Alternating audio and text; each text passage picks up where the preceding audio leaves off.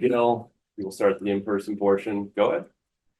What does it mean to you getting to play in a game like this? CFP, big road environment. What does that mean to you? I think this is honestly what you dream of when you're a kid, playing in front of, 100,000 people, all, rooting against you. And so I think that we have a real unique opportunity, something that a lot of us dreamed about since we were kids. And so getting an opportunity to go out to Happy Valley, play, hopefully, in the snow or something like that is really when you're a kid and it's cold, like that's what you look at. You watch those playoff games and, Green Bay and Buffalo, those type of games and Kansas City where it's real cold and the teams that come out on top are usually the teams that end up, having enough resilience to end up winning the whole thing. Hoping for some snow then? Yeah, I never had a snow game. I played in some cold temperatures, but nothing like, no snow. So that'll be my first. So, hopefully, fingers crossed. What are you seeing out of Penn State's offense, what they're able to do? Yeah, I think it starts the head of the snake is, Tyler Warren. Awarded the best tight end in the country, right? So he's a great player, does a lot in terms of catching the ball, wildcat quarterback. He has thrown some touchdown passes this season too. So he just presents a lot of challenges. Big frame, big body, uses his body and his frame well, catches well off of his body. And so he's the focal point. Obviously, they have two running backs, both of them 800, I want to say, yards rushing. So a real good 1-2 punch. And then Drew Aller is a talented quarterback. Can make those throws in the seams, make those throws outside. So really you can tell if a quarterback's good if they can throw that, come back to the field from the opposite hash, and he has enough arm talent to do that. And so, real good unit, and it's going to be a good challenge for us. Do you see any similarities from other teams that you guys have faced in, what is one of the premier Big Ten brands of football? Not necessarily. I would say that they do things similarly to Louisville a little bit in terms of how they want to, run the ball, control the game, but also challenge your eye discipline. Louisville I did a couple of stuff with, tight end leaks and tight end hides, and some boots to really challenge your eye discipline. So I would say probably that's the closest one I would say similar to. The tight end is, as a little bit bigger than the tight end at Clemson that we had faced last week, but similar how they want to utilize him a lot and be a focal point of that offense. Heading into game 14 here, and there's even potential for more games after this. Can you kind of talk about where you feel like you are physically? How does it kind of compare to previous years? I mean, I don't know when you start having the thought that, hey, maybe this season goes even longer than, once past, where you kind of have that. Yeah, I think we're good. I think Coach Greers does a great job in, training us to continue to withstand the longevity of the season.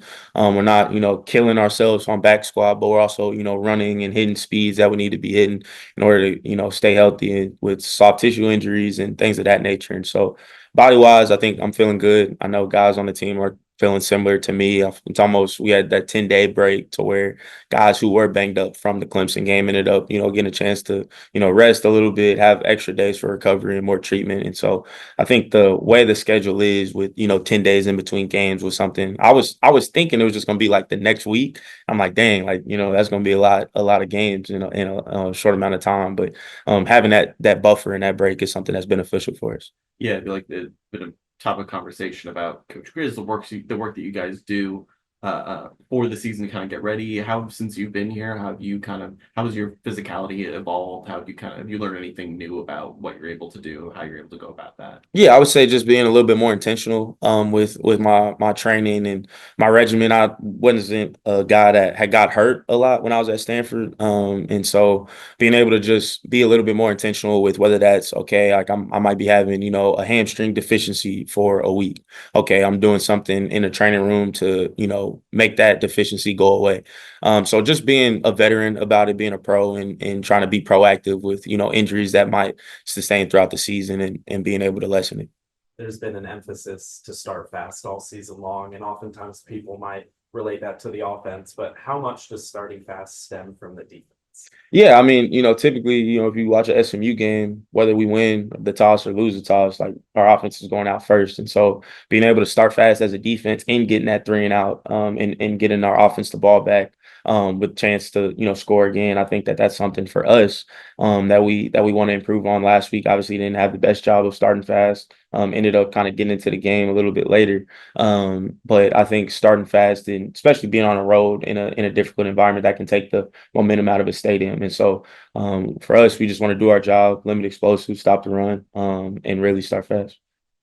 I think a lot of guys who are announcing that they're planning to come back already for this next season. I know your eligibility will be up, but I was wondering how have you kind of seen that change for a player, where they're having to make these decisions and they're maybe still having to compete in games like this next week, potentially be playing more and more games. Have you kind of seen that change around college? Yeah, I think it's a little bit weird. I had talked to a couple of the guys that had announced that they were coming back. I'm like, I didn't even know like you were thinking about leaving, but they ended up, wanting to fend off anybody that had any thoughts that they were going to go anywhere else. And so I think that it's difficult to kind of deal with in terms of where we are trying to prepare, for a playoff game, but also, you have guys in situations to where, they need to move on elsewhere and go to another school and feel that that's what's best for them, and the clock's ticking. And so people whose seasons are done, they have chances to make decisions a little bit earlier than people that are in this 12-team playoff. And so I think it's a weird spot in college football, and it's something that I didn't have to deal with when I first came out, and definitely something I didn't have to deal with when I was coming out of high school. All right, let's go to the Zoom portion. Hey, just right to the screen. Lawrence, go ahead. First we'll go Chris Vanini. Hey, Jonathan, Chris Fanini from The Athletic. You were made a team captain this year, and so were Kevin and Preston. Kind of rare to have two quarterbacks. What did it say about them that they both were given that opportunity, and how have you seen kind of Kevin grow into that role? Yeah, I think going into the season, we had an idea as a team of, who the guys that vocally were leaders in terms of how they prepared, how they talked to us during workouts. So I think it speaks to the maturity of the team.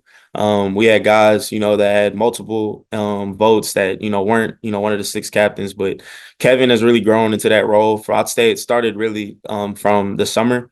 Getting a chance to, if you really meet Kevin, the first time you meet him, like he's real shy, he's quiet. But the more you get to know him, the more personality comes out, the more goofy he is, the more relaxing he is and relatable. And so getting a chance to see him evolve from even my first year to my second year, I think that was kind of the biggest thing with Kevin is he's growing into this role. He's stepping into this role. And as well as Preston's still, leading guys on the team, still, listen to Preston. Preston still has a voice on his team. And he's done a great job in adjusting to his role and whatever the team has needed. And so I think both of those guys have done a great job.